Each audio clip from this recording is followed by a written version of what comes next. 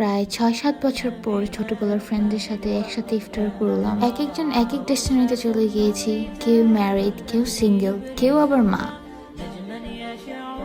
আসসালামু আলাইকুম এভরিওয়ান, আমি ইলিমিলি ব্লগস থেকে বলছি। আশা করি তোমরা সবাই ভালো আছো। অনেকদিন পর আমি চলে আসছি তোমাদের মাঝে আরেকটি ব্লগ নিয়ে। তো আজকের সকালের ঘুমটা ভাঙে হচ্ছে আমার ফ্রেন্ডের কলে। তারা আমাকে জানালো তারা হচ্ছে সবাই ইফতার করবে, যাতে আমিও আসি আমার বোনের সাথে। তো এখন আমার বাসায় থাকতে থাকতে এমন একটা অবস্থা হয়েছে যে আমার কোথাও যেতে ভালো লাগে না, শুধু মনে চায় যে রুমের মধ্যে শুয়ে বসে থাকি। তারপর কি আর করার, যেহেতু তারা প্ল্যান করেছে যেতে তো হবে। ঘুম থেকে উঠে দেখলাম আজকের ওয়েদারটা অনেক সুন্দর, হয়তো আজকে বৃষ্টিও হতে পারে।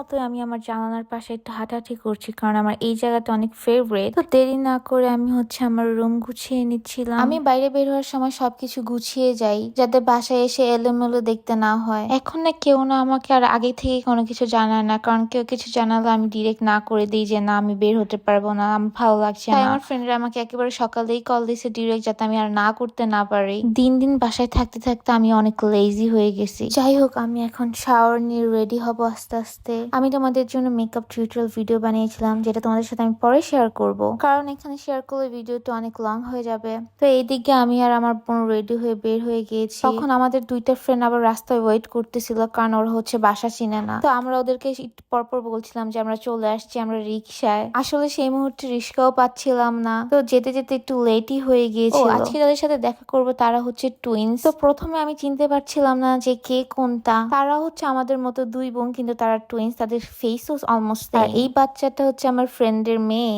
সামটাইমস ভাবতে একটু অবাক লাগে, কারণ আমার কিছু ফ্রেন্ড মা হয়ে গেছে অলরেডি। যাই হোক, সবাই ভালো থাকো। আমি এদিকে কয়েকটা ভিডিও করে নিয়েছি। ভিডিও করার পর দেখলাম ওরা সবাই সবকিছু একসাথে রেডি করতেছে, তাই আমিও ভাবলাম যাই একটু ওদের সাথে হেল্প করি। সত্যি বলতে সবকিছু ওরাই করছে, লাস্টে যে আমি টুকটাক কাজ করেছিলাম। আমার মন চায় সবকিছুই ভিডিও করে রেখে দেই, কারণ সময়গুলো আসলে চলে যায় অনেক তাড়াতাড়ি। আর এই ভিডিও করার মূল উদ্দেশ্য হচ্ছে যখন এই সময়গুলো চলে যাবে তখন আমরা এই ভিডিওগুলো দেখবো, সুন্দর মুহূর্তগুলো মিস করব। যাই হোক, আর লাইফে কখনো কোনো কিছু প্ল্যান করে হয় না, যেটা আমি বরাবরের মতোই বলি। আর প্ল্যান ছাড়া জিনিসগুলো সব থেকে বেশি সুন্দর হয়। তো এদিকে আমরা সবাই একসাথে ইফতার করতেছিলাম আর অনেক গল্প করতেছিলাম। ইফতার করার শেষে দেখলাম বাইরে হচ্ছে ঝড় হচ্ছে, অনেক বৃষ্টি হচ্ছিল। এইদিকে আমার বোন আমার জন্য চা বানিয়ে নিয়ে আসছে। তো ইফতার শেষে এইভাবে সবাই মিলে চা খাচ্ছিলাম, অনেক গল্প করতেছিলাম একসাথে। আমাদের প্রত্যেকটা মানুষেরই উচিত যে প্রত্যেকটা মোমেন্ট এনজয় করা, কারণ বলা যায় না কে কখন কোথায় থাকে, কোথায় চলে যায়। তো আমি এই সুন্দর মুহূর্তগুলো আমার পেজে রেখে দিলাম, কারণ আমি জানি তোমরা যখন মিস করো তখন এই ভিডিওটা তোমরা দেখবা। যাই হোক, সব আড্ডা টাড্ডা শেষে আমার কাছে বায়না হলো যে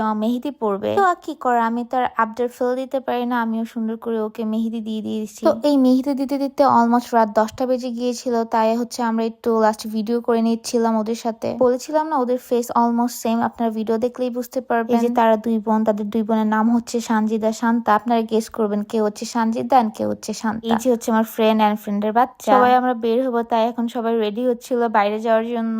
তো আমরা হচ্ছে একে একে সবার কাছ থেকে বিদায় নিয়ে নিই। আর ওর নাম হচ্ছে রাদিফা, সবাই ওর জন্য দোয়া করবেন। এই তো সবার থেকে বিদায় নিয়ে আমরা হচ্ছে বের হয়ে যাই। তো আজকের জন্য এই পর্যন্তই, আশা করি ভালো লাগবে। আল্লাহ হাফেজ।